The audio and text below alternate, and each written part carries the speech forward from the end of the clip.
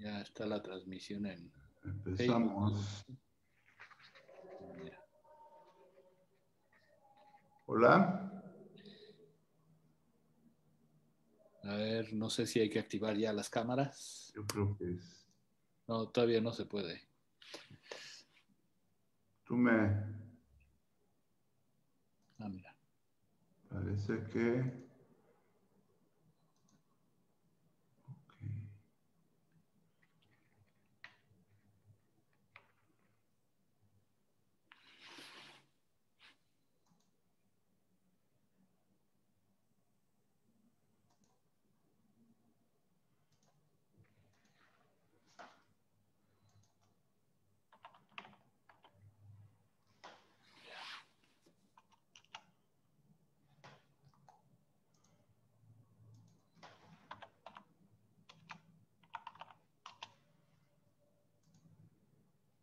Ya estamos.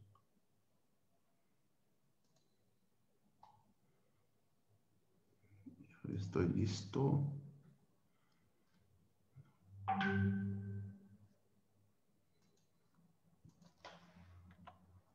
Ya estoy yo con cámara. Hola. Ya se puede poner la cámara, ¿eh? Listo. Buenas tardes. Hola. Hola, buenas tardes. Ya estamos. Parece que estamos.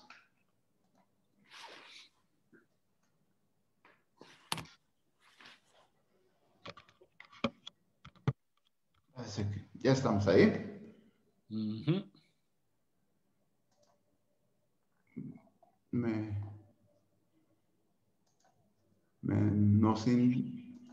Ya estamos Ya estamos al transmitiendo. aire, ¿verdad? Sí, sí, sí. Hola, buenas tardes, amigos de Tehuacán y del mundo mundial.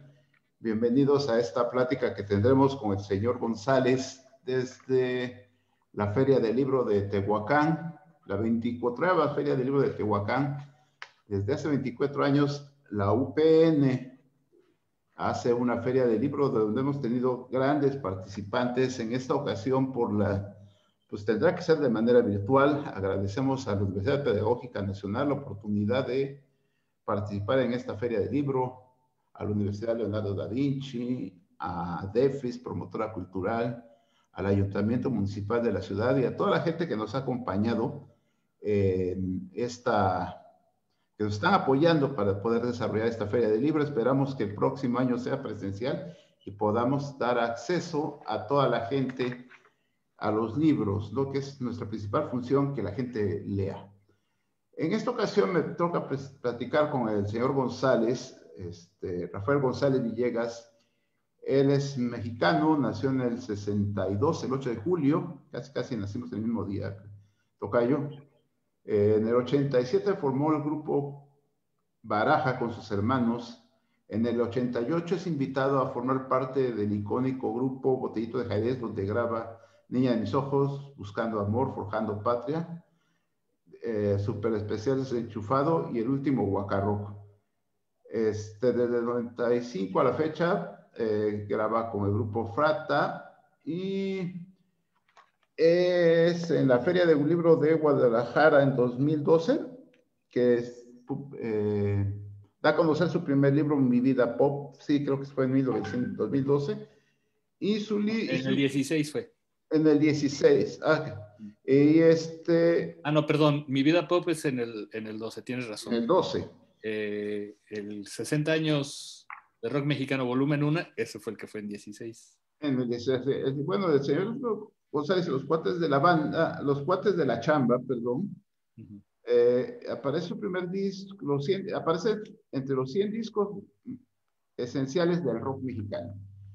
Pero bueno, más que este rollo, lo que queremos escuchar es a Rafael González, el señor González. Tocayo, bienvenido a Tehuacán.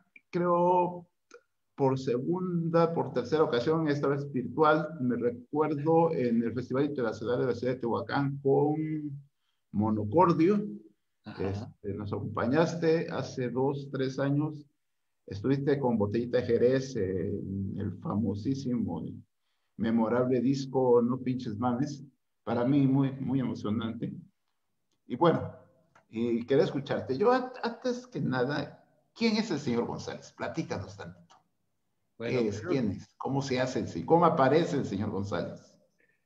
primero que nada, un saludo a todos por allá en Tehuacán. Por alguna razón no sale la imagen, ¿verdad? Pero bueno, les voy platicando. ¿Cómo aparece el señor González? Eh, eh, Cuando tenía este grupo con mis hermanos, Baraja, en los 80s, vino un momento en que nos separamos, y unos meses después me invitan a entrar a Botellita de Jerez. En el Inter, yo aproveché y inventé un personaje que fue el señor González. Ahí es donde nace realmente el señor González como concepto, como nombre artístico, ¿no? Y grabé algunas cosas que empezaron a sonarme en la radio de la Ciudad de México. Y bueno, poco después me invitan a entrar a Botellita de Jerez y entonces, en vez de darle propiamente un arranque a una carrera solista, lo que hice fue integrar al señor González a Botellita de Jerez y empecé a grabar discos ya como el señor González, pero bastante más adelante, ya hasta los 90, ¿no? Entonces, eh, el señor González nace poquito antes de entrar a Botellita de Jerez, es un integrante de Botellita de Jerez y después ya arranca una carrera solista discográfica a partir del 98, ¿no? Y de ahí en adelante hasta el día de hoy. Bueno, ¿y dónde nace señor González como escritor? ¿Dónde nace esa inquietud de escribir? Pero creo que el primer libro fue Sobreviviente de mí, ¿no? Bueno, ese fue el disco. Hice un Ah, disco que se llamó Superviviente de mí, pero antes de ese hice uno que se llamó Un Mundo Frágil, y lo menciono porque a la par de haber hecho ese disco, también hice un libro que se llamó Mi Vida Pop, que es el que hace un rato comentábamos que salió en 2012 en la Feria Internacional del Libro en Guadalajara. Y el hecho es que entre 2009 y 2010 pasé por una etapa muy difícil porque enfermé de cáncer y mientras estaba en ese proceso, pues no sabía realmente si lo iba a sobrevivir o no. Y nació una inquietud de yo escribirle a mis hijas, pues la historia de su papá, ¿no? Cuando se entera mi amiga Elena Santibáñez, que es editora, y en ese entonces estaba arrancando una editorial que se llama Rhythm and Books, eh, ella me anima a que esos textos que eran para mi hija pues, se convirtieran en un libro, ¿no? Ahí ya tuve que concebir el libro ya de otra forma también. Por supuesto eran estas historias para mis hijas, pero las aderecé de música, ¿no? De cosas relacionadas a la música, ¿no? Mi historia relacionada a la música, por explicarlo de alguna forma. Y entonces así nace ese libro, Mi Vida Pop, que fue de los primeros libros de Rhythm and Books. Esta editorial tiene como característica que ha editado libros de músicos. Entonces, entré como quien dice al catálogo de Rhythm and Books y fue un primer paso muy bien dado, afortunadamente, porque le fue muy bien, se vendió bien y se ha reeditado ya varias veces. Y, pero el antecedente de haber escrito eso fue escribir en revistas, escribir en portales también. O sea, tampoco fue que surgiera de la nada escribir un libro, ¿no? Ya tenía una previa experiencia escribiendo publicaciones y por supuesto que haciendo mis letras también, ¿no? Ese quizás fue el primer acercamiento a la escritura realmente. yo tengo una inquietud, te decía hace un momento, ¿por qué escribir sobre la historia del rock en México? Sí. ¿Por qué dónde esa inquietud? Y que es algo que para muchos puede ser algo muy superficial, ¿no? Uh-huh. Pues no, no, no realmente, porque, bueno, te cuento la historia primero. La idea propiamente no fue mía. Me buscó Ediciones B, quizás, porque eso nunca se los he preguntado, a lo mejor por el hecho de haber hecho este primer libro, Mi Vida Pop, pensaron que yo era la persona ideal para ayudarlos en un proyecto que en una primera instancia era hacer una especie de enciclopedia del rock en México. Ellos se dieron cuenta de que había este tipo de publicaciones en España, en Argentina, en otros lugares, y que México no tenía una enciclopedia del rock. Entonces, pues yo acepté. Yo creo que en ese entonces ni el editorial ni yo sabíamos en lo que nos estábamos emboletando. Y entonces, al principio ellos me dieron digamos, una misión de hablar de 500 grupos. Yo al principio hasta llegué a dudar si existían los 500 grupos. Ya ahorita te puedo decir que hay muchísimos más, o sea, que 500 son poquitos. Pero en aquel entonces me puse a escribir y el texto que iba haciendo, pues creció y creció y creció y creció y creció. La editorial empezó a asustarse y entonces vino un replanteamiento ya propiamente del proyecto. Ya no fue hacer la enciclopedia. Yo lo que les propuse fue más bien contar la historia del rock en México a partir de una serie de grupos que fueran representativos de las diferentes escenas del rock en México. De esa manera no había que hablar de todos o intentarlo, sino más bien tratar de que esa historia fuera lo más completa. Y sobre todo, había otra cosa. En México, la historia del rock, y literalmente hablando, se ha contado de una manera fragmentada. O sea, hay muchos libros, hay mucha literatura sobre el rock, pero se enfoca en ciertas cosas. Y este libro pretendió contar la historia desde el principio hasta nuestros días, ¿no? Entonces, al replantearse esta historia, por lo pronto se acordó de que hablaríamos de 2 volúmenes, ¿no? Porque obviamente meter todo eso en un solo libro iba a ser un tabicón. Entonces, esos 2 volúmenes con el tiempo, pues el texto dio para 3, ¿no? Pero pasaron varias cosas en el camino, porque Ediciones B, que fue quienes me buscaron para hacer el primer volumen, bueno, o la obra completa, sale el primer volumen en el 2016, y luego es comprada por Penguin Random House. Entonces, yo tenía un contrato con Ediciones B para sacar 2 volúmenes. Penguin saca el segundo volumen hasta el 2018, pero con el segundo volumen yo entregué el tercero. Y ya el tercero con Penguin ya no hubo como un seguimiento, ya no hubo el interés. Entonces, yo, por mi cuenta, ya como edición de autor, por decirlo así, saqué el volumen 3, que salió a finales del 2019.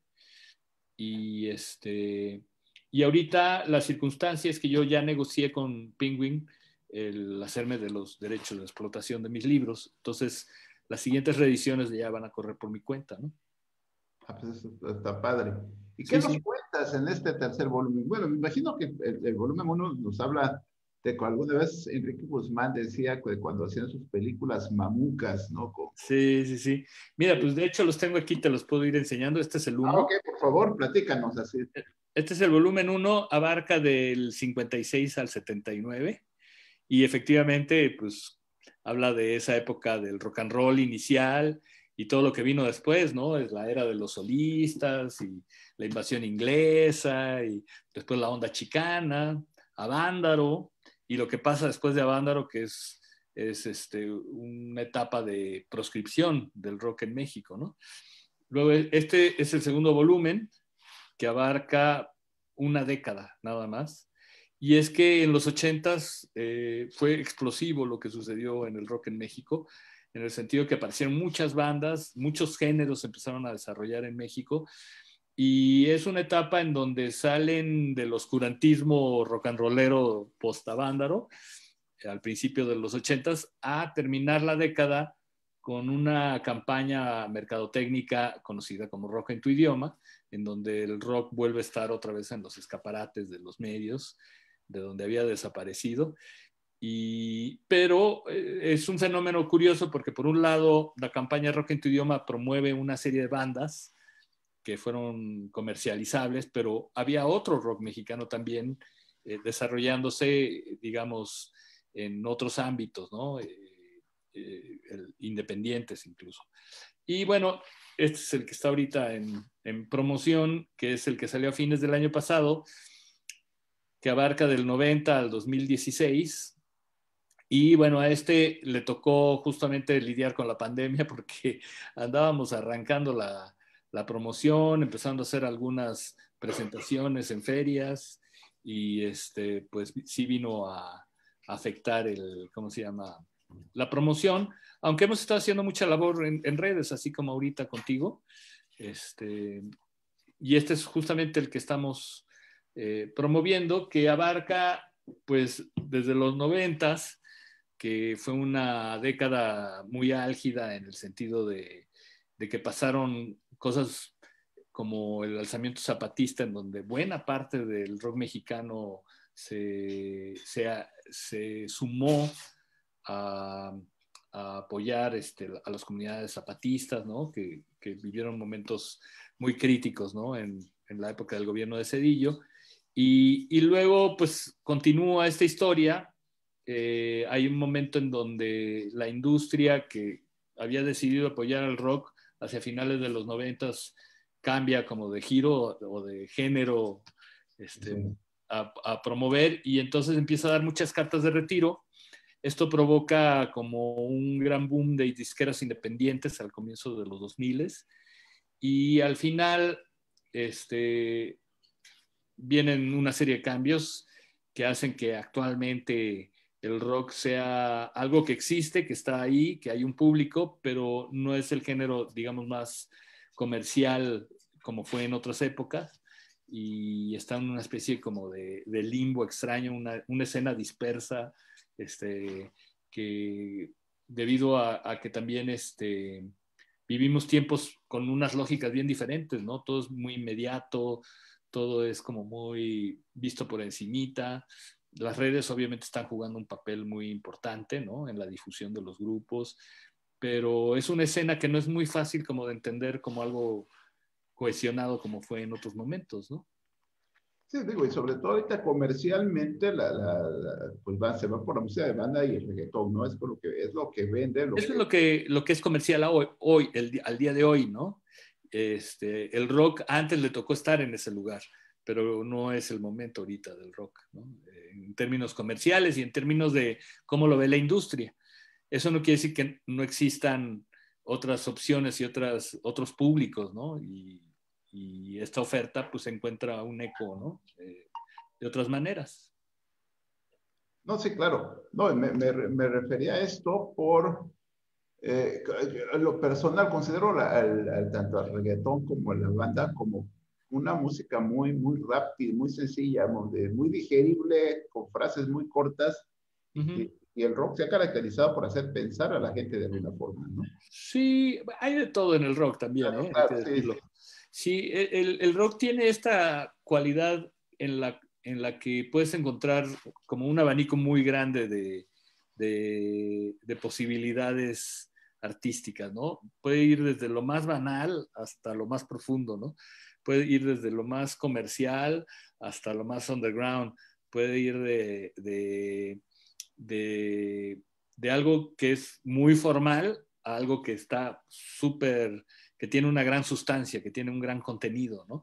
Y en ese abanico tan amplio se mueve, ¿no? De repente puede ser una moda, pero a la vez puede ser todo un proceso cultural, ¿no? Entonces, tiene como muchos aspectos el rock, ¿no? Como tal. Oye, por aquí me pregunta, ¿a qué te refieres con lo del oscurantismo? Oscurantismo en el rock. Sí, eh, en México ha habido todo un proceso de una evolución de lo que ha sido el rock. Según cada momento, el rock ha también tenido diferentes características y aspectos. O sea, el rock no se da solito, sino que el contexto siempre tiene que ver en lo que pasa en el rock, y a veces el rock ha tenido que ver en su contexto, ¿no? Ha influido, es una influencia de ida y vuelta. Eh, Al principio el rock, cuando surge en los 50 y su desarrollo en los 60, fue una manifestación que en principio tendría que haber sido de jóvenes, pero fue de alguna forma tomada por la industria y se les puso una camisa de fuerza a los jóvenes. Se les dijo lo que tenían que cantar, los pusieron a tocar covers, separaron a sus cantantes de las bandas para hacerlos solistas. Y había grupos que querían hacer material original, pero pues, la industria misma no los dejó. Durante los 60 se abre el país también al mundo. Fue una época, ahorita podemos hablar de globalización y de internet y de un montón de cosas donde estamos conectados con todo el mundo, si queremos, ¿no? Pero en ese entonces, los primeros pasos, digamos, claros para una sociedad de esto que se llama globalización eran las primeras transmisiones en vía satélite, por ejemplo, ¿no? Las Olimpiadas del 68 fueron las primeras Olimpiadas transmitidas por vía satélite. Esas eran las innovaciones del momento, ¿no? Eran las novedades. Entonces México se empezaba a conectar al mundo y eso en términos de la música, en la radio se reflejaba como que los grupos ingleses y norteamericanos empezaban a sonar en la radio. Entonces la idea del cover original dejó de tener como una importancia porque pues, la gente, si te podía escoger entre la versión original y el cover, pues iba a escoger la versión original.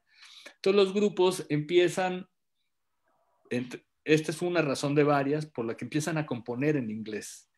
Empiezan a venir también muchos grupos del norte del país y de Guadalajara, a los que se les llamó la onda chicana. Y esos grupos cantaban en inglés. Lo cierto es que hasta ese momento los jóvenes mexicanos que hacían rock tenían la mirada puesta en el extranjero y poco veían hacia el país, ¿no? En Estados Unidos se estaba dando, y en el mundo se estaba dando el fenómeno cultural del hipismo, y en México luego surgen los hippies o su versión mexicana, que eran los hipitecas, y pero siempre con esta idea como de ver hacia el norte, nunca ver hacia el país propio, ¿no? Entonces de repente podían haber cosas muy esquizofrénicas, como hippies mexicanos preocupados por la guerra de Vietnam, pero no por la masacre del 68, ¿no? Había como una desconexión con la realidad mexicana. Y entonces, ¿qué pasa? Que llegan los 70s y en el 71 se organiza un festival, el Festival de Avándaro, que es un parteaguas en la historia del rock en México, en donde pues, de alguna manera se trataba de emular lo que fue Woodstock en Estados Unidos y para entonces pues el gobierno mexicano veía con mucha desconfianza a los jóvenes. Entonces se organiza, ¿perdón? Lo sigue viendo. Sí, pero bueno, en ese entonces era muy, muy, muy evidente. Había habido lo del 68 y unos días prácticamente antes de Avándaro había sido el halconazo. Para los que preguntaron sobre por qué el oscurantismo, no sé si vieron una película como Roma, por ejemplo, pero ahí de repente representan lo que fue el halconazo, que una manifestación de estudiantes fue brutalmente reprimida, ¿no? Y hubo muertos y cosas por el estilo. Entonces, había un choque entre unos jóvenes politizados, digamos, en el país con el Estado, pero los músicos de rock o los hippies de aquel entonces andaban como en una frecuencia diferente. El caso es que organizan un concierto, que fue a Avándaro, inspirados en Woodstock, y se les va de las manos. De hecho, era una carrera de autos que iba a tener un evento musical y al final ni siquiera se hizo la carrera de autos porque convocaron a tanta gente que las carreteras se saturaron y no podían llegar los de las carreras de los autos, ¿no? El hecho es que fueron 2 días de un festival masivo en donde pues, los que fueron dicen que se la pasaron muy bien, que estuvo muy divertido, pero el gobierno aprovechó esa circunstancia para el día siguiente del concierto plantearlo como que había sido Sodoma, Gomorra y ¿cómo se dice? Sodoma y Gomorra. Y bueno, no sé si lo dije bien, pero el caso es que, que lo pintaron como algo que había sido terrible, que había habido muchos desmanes y una palabra que les encantaba en aquel entonces, que todavía la siguieron usando hasta como los 80s, 90s, que era que se le dio carta abierta al libertinaje, ¿no? Esa Me acuerdo palabra. mucho de la foto de la encuerada de Avándaro. Por ejemplo, o sea, una chava se sube a un autobús, se quita, digamos, la parte de arriba, se pone a bailar, le toman fotos y se volvió famosísima la encuerada de Avándaro, la encuerada de Avándaro. Por supuesto que sí hubo drogas, por supuesto que sí hubo desnudos, pero finalmente eran jóvenes pasando un buen rato.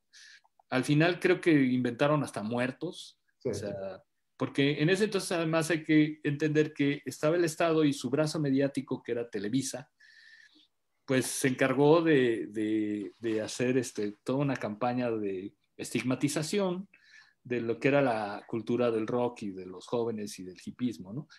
Y entonces, a partir de ese momento, en 71, vino una prohibición que no fue, digamos, no estuvo nunca en papel, pero que era implícita. A los medios de comunicación no difundir el rock y al no permitir conciertos de rock, pues las disqueras dejaron de grabar grupos, los lugares que eran de rock normalmente pues cerraron, y de la noche a la mañana toda una escena se quedó así sin, les cortaron las patitas, ¿no? Entonces, esa prohibición duró casi 15 años. A eso me refiero con el oscurantismo, justamente. Y esto vino a cambiar en los 80s. Por eso es que hablaba yo de que en los 80s se fue salir del subterráneo a terminar en una campaña mediática que fue Rock en tu idioma. Porque en los 80s pasaron también cosas que hicieron que el Estado pues fuera cediendo ciertos espacios. Lo que antes prohibía se fue ablandando, ¿no? Y fue dejando que se hicieran cosas. Pero, por ejemplo, conciertos de rock y mucho menos conciertos masivos era algo de lo que no se hablaba a principios de los 80s, ¿no? Era una cosa muy rara. Cuando hablo que en este tercer libro hablo de los grupos de rock que apoyaron al movimiento zapatista, estamos hablando también ya de otro momento muy diferente. Los grupos ya manejaban conceptos propios, cantar en español era la bandera, ¿no?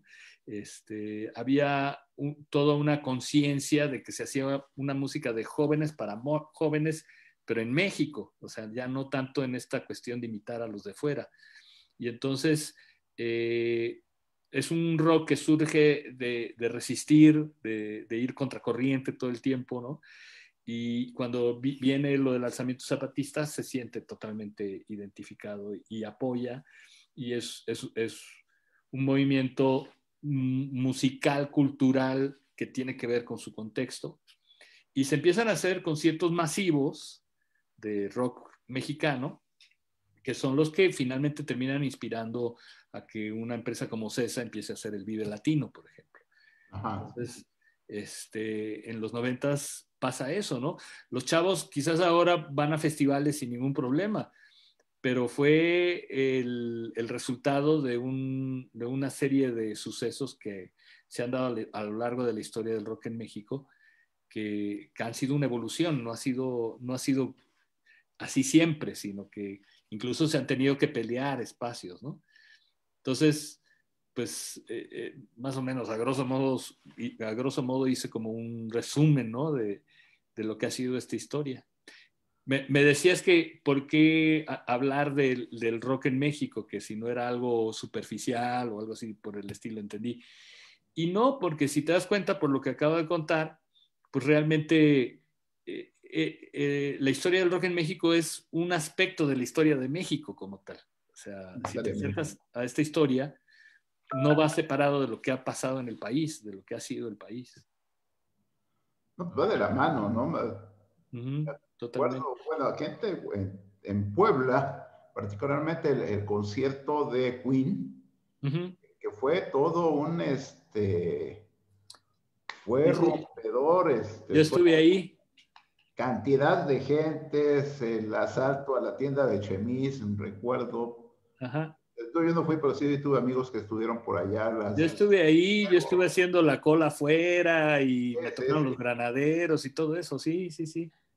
Eso fue muy interesante, pero fue el inicio de la nueva época, ¿no? Empezaba la apertura, digamos, a que se dieran este tipo de eventos, pero fíjate lo que son las cosas. eh, conciertos en la Ciudad de México no se dieron hasta finales de los 80. Así O es, sea, sí, como sí. que decían, órale, se hace en Puebla o se hace en Guadalajara, se hace en Monterrey, ¿no? Y lo que pasó en Puebla fue que media Ciudad de México viajó a la Ciudad de Puebla Sí, para ver a sí, Queen, sí, ¿no? así es. Es, Y bueno, sí, y no había, digamos, no había una cultura de la organización de conciertos. Entonces, todos los desmanes también que hubo era por el desconocimiento de cómo hacer un concierto, ¿no? sí, claro, sí, sí, que a veces cree que es fácil, ¿no? Pero sí, toda la logística que implica es complicada, ¿no? Sí, en eso hay que reconocer que la aparición de Ocesa tiene aspectos positivos y negativos, ¿no? Pero de los positivos fue que empezó a meter orden en cuanto a cómo organizar conciertos, ¿no? Porque en la época del concierto de Queen en Puebla, pues era todavía la cultura del portazo era Ajá, muy, muy como esta idea hippie de principios de los 70s, en donde pues todo se iba al ahí se va porque todos somos hermanos y peace and love, ¿no? Y no ajá, es sí. cierto, a la mera hora era un relajo todo. Sí, no, no, y bueno, a mí en lo personal me tocaron los hoyos funkis, Ujú. memorable Rocotitlán, ¿no? Que, Ella, sí. Pues es que lo que pasó cuando viene la prohibición es que pues hay como una dispersión de todos los que antes hacían rock, pues empiezan a buscar cómo hacerle, ¿no? Cómo seguir, y otros tuvieron que cambiar porque no hubo de otra, ¿no? Entonces hubo grupos que cambiaron de género o de estilo para poder seguir tocando otras cosas. Hubo grupos que incluso se fueron del país porque giraban o lo que fuera, y pensando que cuando regresaran iban a encontrar una situación mejor y estaba peor todavía. Y muchos creen que el único lugar donde sobrevivió el rock, que no es tan cierto, pero sí fue uno muy importante, fueron los hoyos funky. Los hoyos funky pues eran lugares generalmente en las periferias de las grandes ciudades. Se hacían conciertos clandestinos porque pues, no daban permisos para los conciertos, pero como sabemos cómo funcionan las cosas en este país, ¿no? Los permitían porque era una manera también como de extorsionar chavos, o los empresarios que se animaban a hacer algún concierto. Entonces hacían los conciertos, pero terminaban y había racias, ¿no? Y eran conciertos que se daban además en circunstancias muy rudas. Por ejemplo, el Three Souls in My Mind, que es el antecedente al Tri que se conoce hoy, pues creció y fue, digamos, una banda la más importante de esa etapa. Y eso, el haber tenido esa permanencia en los Hoyos Funkies, les dio un arraigo con la banda bien cabrón, ¿no? Bien, bien fuerte. Porque el rock en México en buena medida sobrevivió en los Hoyos Funky, ¿no? Durante los 70s y una parte de los 80s todavía. Entonces, fueron esos chavos marginales los que mantuvieron al rock, y luego en los 80s cuando se abre a las clases medias y a las clases pudientes, y empiezan estos conciertos ya a finales de los 80s ya de artistas del exterior o ya de los músicos de la campaña de Rock en tu Idioma, ¿no? Que eran españoles, argentinos y mexicanos. Ahí ya el costo de los boletos era alto y los chavos que antes habían, pues digamos, sostenido al rock, pues eran los que menos podían ir a esos conciertos, ¿no? Entonces ahí se abre también una brecha de tipo socioeconómico, en donde están las bandas que son más proletarias, por decirlo así, y las bandas más comerciales de la clase media y de los chavos bien, ¿no? Y entonces eso que llaman rock urbano, pues sus orígenes tienen más que ver con la era de los hoyos funky, ¿no? Y no fueron tomados en cuenta cuando surge rock en tu idioma, pues los ignora, ¿no? Estoy hablando de bandas como El Aragán, Tex-Tex, Banda Bostic y otros, ¿no? sí que esa comercial, podría ser que la comercialización del rock, ¿no? Se empieza a comercializar y se Sí, empieza a hacer selecto, ¿no? pues mira, el rock no es que no esté de la mano con la comercialización, pero no, ahora sí que no todos los géneros o subgéneros del rock son factibles de comercializarse. Hay unos que se pueden comercializar más que otros. Entonces, cuando la industria ha visto que puede explotar algún tipo de rock, generalmente ha sido cierto perfil, no todo el rock, ¿no? Y rock en tu idioma, pues surge principalmente porque las escenas del rock en Argentina y en España estaban siendo muy exitosas. En España acababa de ser la movida madrileña y en Argentina pues había gente como Charly García, Fito Páez, Soda Stereo, ¿no? Que funcionaban muy bien, digamos, localmente, pero México siempre representó como ese trampolín para toda Iberoamérica. El que venía a México y triunfaba en México era conocido en toda Iberoamérica, ¿no? Y eso les funcionó muy bien, por ejemplo, a los baladistas, Rafael, Camilo Sesto, todos estos tipos, ¿no? Pero no funcionaba con el rock porque el rock estaba prohibido. Entonces, hacia el final de los 80s, cuando empieza a haber cierta flexibilidad, ¿no? En cuanto a ya permitir al rock ser otra vez, si te das cuenta, fue algo muy serio que los jóvenes no tuvieran la libertad de escuchar lo que quisieran. Lo que pasó aquí en México es equivalente a lo que sucede en los países árabes o lo que sucedió quizás del otro lado de la cortina soviética, ¿no? Que el Estado le decía a los jóvenes lo que tenía que escuchar. Nosotros, siendo un país, digamos, del bloque occidental, no funcionábamos así. Y bueno, cuando viene la campaña de Rock en tu idioma, en realidad lo que querían era abrir el espacio para esas bandas argentinas y españolas y que pudieran tener una proyección mucho mayor, ¿no? Y para ello tenían incluso que inventar una escena local que fuera parte de lo mismo, porque te puedo decir que había gente como Jaime López o como Botellita de Jerez, Cecilia Toussaint, que ya desde el principio de los 80 venían haciendo cosas, pero que fueron ignorados totalmente cuando arranca la campaña de Rock en tu idioma. Memo Briseño. Sí, o Briseño, por decir, que Briseño viene haciendo una labor también desde bastante antes, ¿no? Entonces, empieza la campaña y entonces firman como los grupos emergentes de entonces, que eran Caifanes, que era Maldita Vecindad, que era Fobia y otros más. Y entonces, con eso es con lo que arrancan Rock en tu idioma. Luego otras compañías, que no eran BMG, que fue la que originó la campaña, se suman a la ola, ¿no? Y empiezan a firmar cada quien a sus diferentes grupos.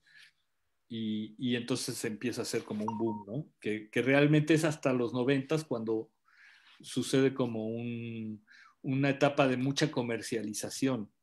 Pero estaba ese otro rock que no era parte de esas campañas, ¿no? Entonces surgen compañías independientes que apoyan diferentes escenas.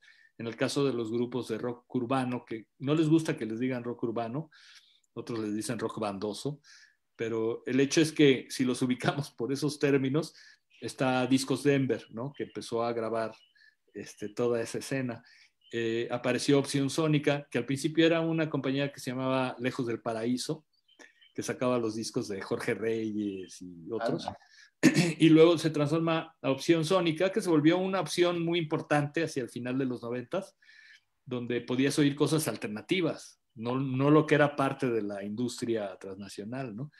La industria transnacional, como requería de generar campañas, de hacer modas, pues, para vender, después de Rock en tu idioma, cuando se empieza a agotar, crea subsellos que daban un poco como la impresión de ser como sellos independientes, cuando en realidad eran parte de las compañías grandes, y así surge Culebra, surge Manicomio, surge El Mazo, surgen varias, dependiendo de la compañía, y hacia el final de los 90s hacen otra campaña mediática que fue la Avanzada Regia, por ejemplo, que en donde fijaron su atención en las bandas que venían de Monterrey, que Monterrey había estado como muy, muy ausente durante los 80s, pero en los 90s pues tiene un cierto protagonismo, ¿no? Y entonces todo esto en realidad era como una gran burbuja hecha por las compañías, que obviamente a la gente común era la que le tocaba ver eso en los medios, ¿no? Cuando hacia final de los 90s deciden dar cartas de retiro y apostarle a otros géneros, para mucha gente desapareció el rock en español, pero el rock siguió. De hecho, te puedo decir que la gran mayoría del rock en México ha sido independiente y subterráneo. Y lleva 60 años, más de 60 años, ¿no? Sí, ahora estoy recordando, en uno de los festivales de Tehuacán, tuvimos una banda que se llamaba Saxet Bull. Saxebul, sí. ¿Qué opinas de esa corriente de rock, Rock indígena. rock indígena, ¿no? Muy Ajá. interesante, muy... Sí, de hecho es uno de los grupos mencionados aquí. Qué padre. Y otros más, está Amak Kasim, creo se llaman, son de Sonora. Pues sí, mira, justamente en los 90s, a raíz de todo este movimiento rockero, además ligado al zapatismo, empiezan también a mostrar la cara grupos de indígenas tocando rock, lo cual es bien interesante, ¿no? Ahí Sí, sí claro. ya no hablamos de rock en tu idioma, es rock en lenguas originarias, ¿no? Sí. Y es interesante porque también ahí el abanico es amplio. Por un lado hay grupos como Amak Kasim, que lo que busca es darle continuidad a sus tradiciones, pero lo hacen de una manera cosmopolita, por decirlo así, en donde cantan sus cantos rituales, pero lo hacen al ritmo de rock. Y entonces ellos tienen estructuras muy raras que no son necesariamente las del rock, pero las adaptan. O Saxebul, que son de Chiapas, donde ellos tienen una visión de otro tipo, ¿no? O sea, incluso llegaron a tener una violinista japonesa. Así es. Entonces, entonces Trombonista. ¿eh? Había una trombonista japonesa, me acuerdo. Creo que también hubo otra japonesa por un tiempo.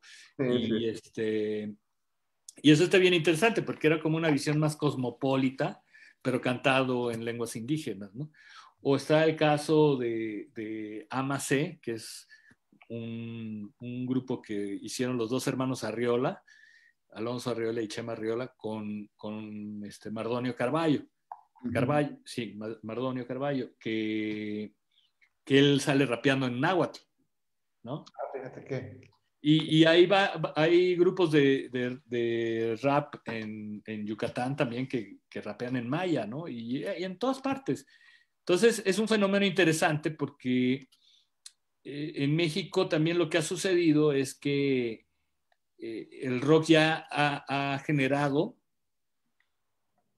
valga la redundancia, géneros con denominación de origen, o sea, que son de aquí. Sí, Entonces sí, puedes sí. ver el etno rock que le dio mucha difusión Jorge Reyes, ¿no? Ajá, Y padrísimo. que previamente hubo otras manifestaciones, ¿no? Antes de Jorge Reyes, pero que es esta mezcla de música electrónica con rock, con lo que se cree eran los sonidos prehispánicos, porque no hay registros de la música prehispánica. Lo único que hay A la izquierda del colibrí, ¿no? sí, hay instrumentos, ¿no? Entonces, hay quienes han experimentado con esos instrumentos, les han sacado sonidos y entonces se cree o se hace una especie de especulación sonora de cómo pudo haber sonado la música prehispánica. Y entonces mezclas todo eso y entonces eso es lo que se conoce como etno rock y eso no existe en otra parte, o sea, ese es un género muy de aquí, ¿no? O puedes ver el movimiento rupestre, por decirte, ¿no? Que está alrededor de Rodrigo, que también es una como reinterpretación del folk, pero muy a la mexicana. O sea, mezclan folk con canto nuevo, con blues. Es un híbrido que ya tiene características muy mexicanas.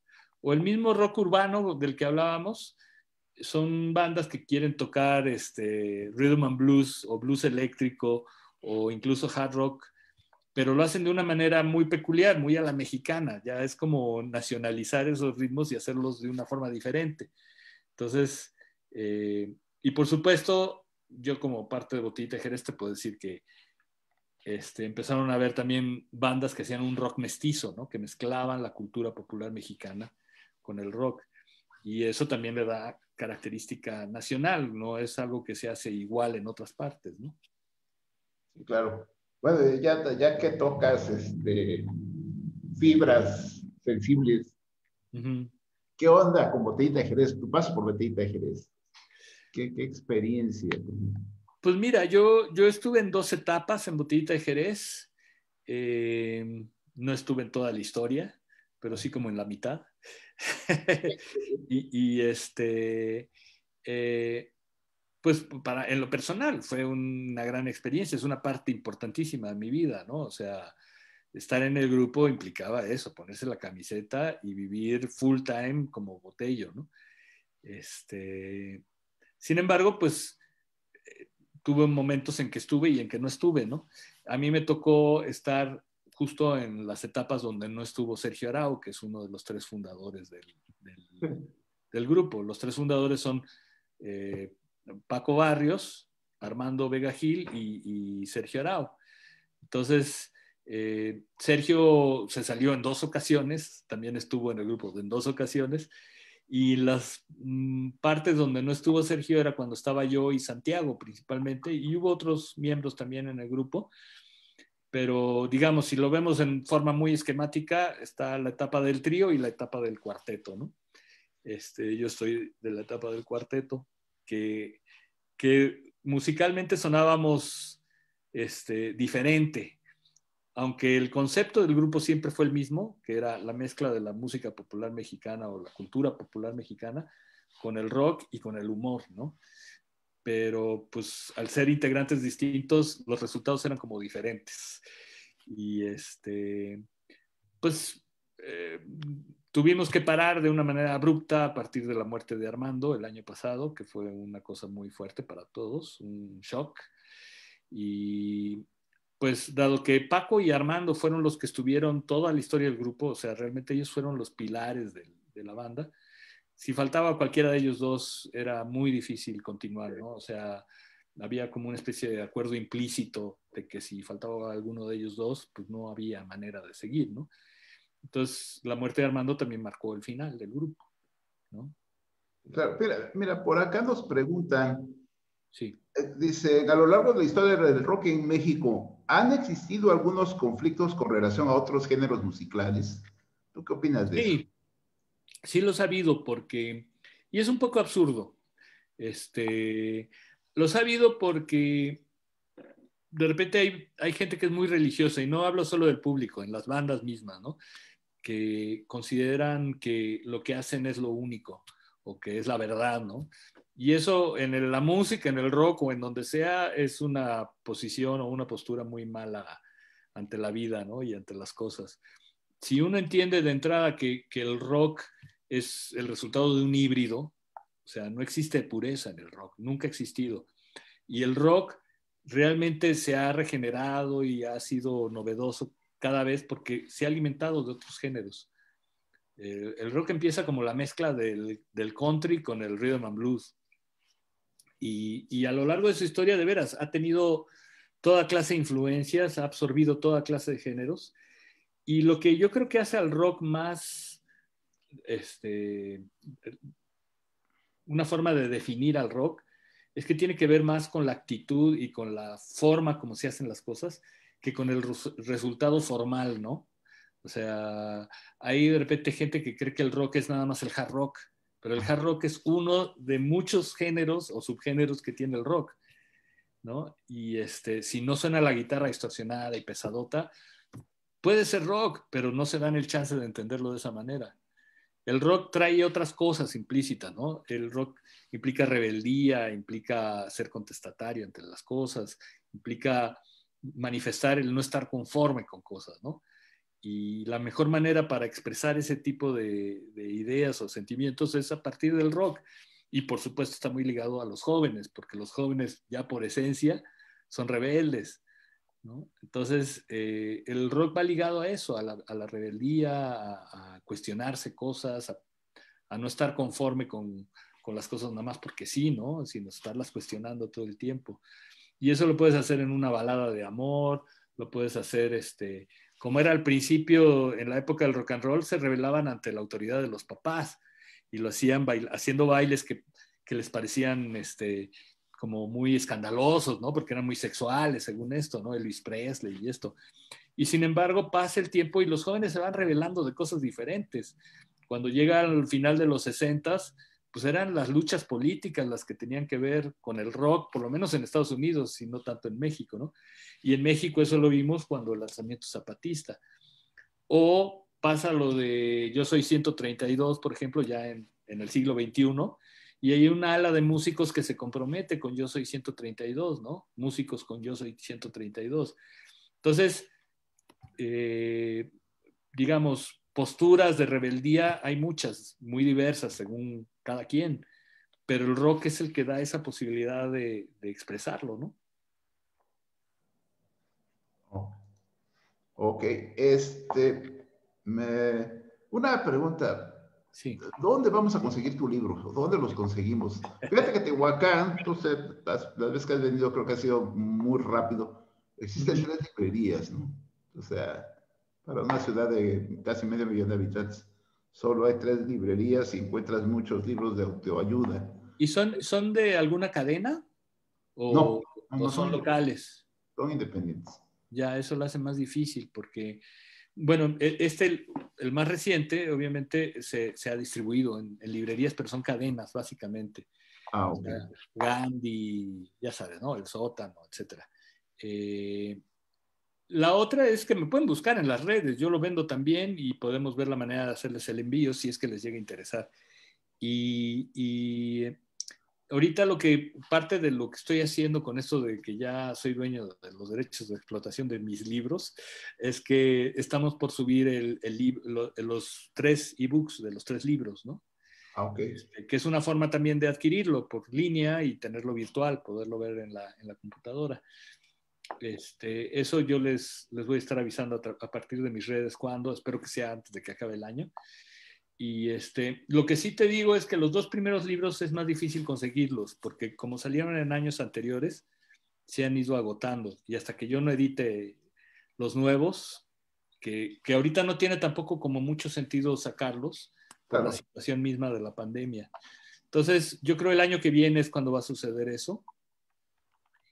Pero por lo pronto el tercero e incluso el segundo sí los tengo, si les interesa. El primero es el que está agotado, no es tan fácil de conseguir. Ujú. Y si son un poco pacientes, el año que viene va a ser más sencillo conseguirlos. No, pues, excelente. Ujú. Me quedo tocayo, señor González, estamos sobre el tiempo. ¿Qué mensaje nos mandarías a los tehuacaneros? Uy, pues no soy bueno para los mensajes. ¿No? Sean felices. Ah, bueno, esa es la fuerza, ¿no? Pues bueno, que si esta plática les incentivó un poco el interés de acercarse a la historia del rock, no se van a repetir. Que no lo vean solo en términos de si les gusta o no les gusta cierto tipo de música. Es un tipo de, digamos, de escritura, estos libros que te acercan a la historia y sobre todo a un aspecto de la historia de México, ¿no? Entendida de otra manera. El rock le ha tocado estar muchas veces en el lado oscuro, ¿no? En el lado, ¿cómo decirlo? El menospreciado, el que no es visto, el que está oculto, ¿no? Y, y eso dice mucho también de la realidad que vivimos, de cómo se dan las cosas en este país. Por supuesto que tiene mucho que ver con si somos una sociedad que tiende a ser conservadora o no, si tiende a ser progresista o no, si quiere ser más libre o no. Y eso está bien interesante, poder ver que a partir de un género musical y un grupo de personas que le han entregado el alma a este género, han estado ahí mostrando como una ventana, pues un aspecto más de nuestra mexicanidad, ¿no? O sea que si quieren, acérquense, bienvenidos sean. Sí, en Tehuacán tenemos una escena muy interesante, Ajá. gente que le echa muchísimas ganas y que poco a poco ha estado avanzando, ¿no? Es Pues, que hay grupos en todas partes. Es que sí, eso es lo increíble. O sea, ha sido muy menospreciado el rock, pero por otro lado hay un público y hay bandas por todas partes. En todas partes surgen, ¿no? Te voy a comentar algo bien interesante que estamos haciendo un grupo de gente ahorita. Estamos armando lo que es la base de datos del rock mexicano.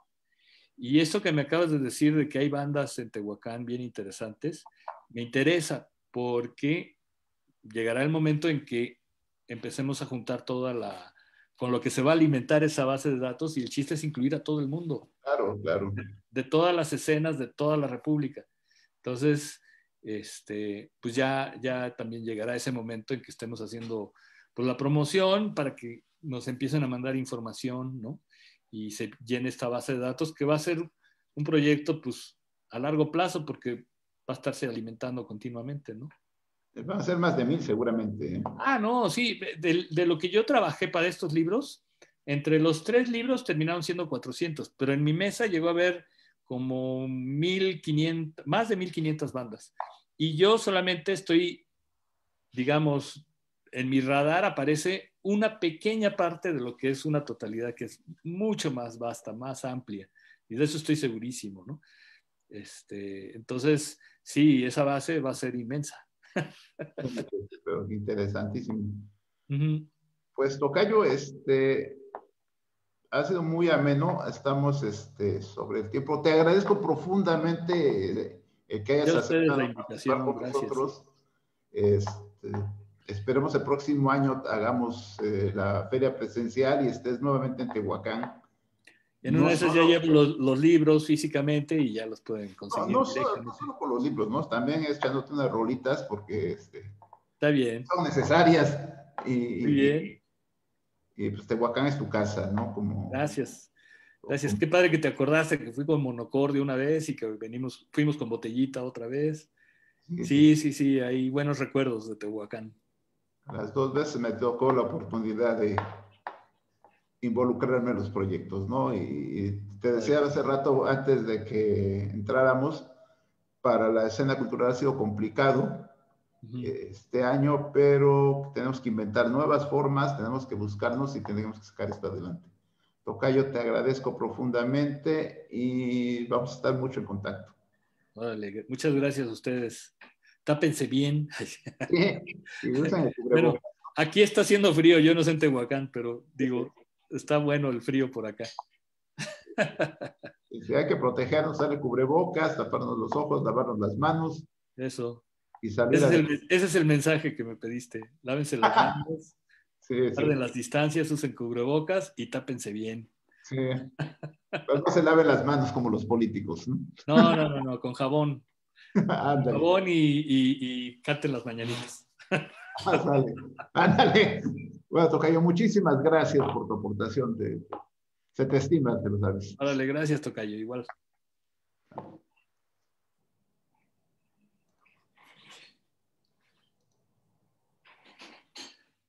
No sé si ya estamos fuera. Bye.